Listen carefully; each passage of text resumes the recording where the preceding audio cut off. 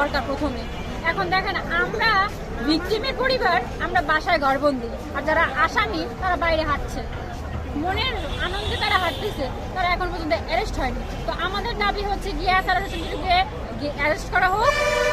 আর 2 নম্বরে হচ্ছে গিয়ে যে 4 জন আসামি এজাহার থেকে যে নাম বাদ পড়ে গেছে, আপনার ওই যে রনি, তারপর হচ্ছে কায়ুম মোল্লা, রাকেশ এবং হচ্ছে গিয়ে আপনার কি মোজাফফর হোসেন বাবুল, এই 4 জনকে এজাহারে নামভুক্ত করা হোক এবং এদেরকে অ্যারেস্ট করা হোক। কারণ এরা কিন্তু মাস্টার মাইন্ড।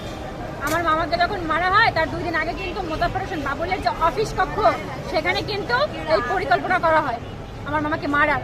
তো আর হচ্ছে যে সিসিটিভি ফুটেজে যখন আমার মামাকে একদম মেরে একদম জানটা না একদম টাইনা নিয়ে আসে, যে বুকের উপর যে হামাগুড়িগুলো দিচ্ছিল আর আবার ইট মারছিল এখানে, তারপর ওইখানে কিন্তু ওই মোজাফফর হোসেন বাবুল কিন্তু ছিল।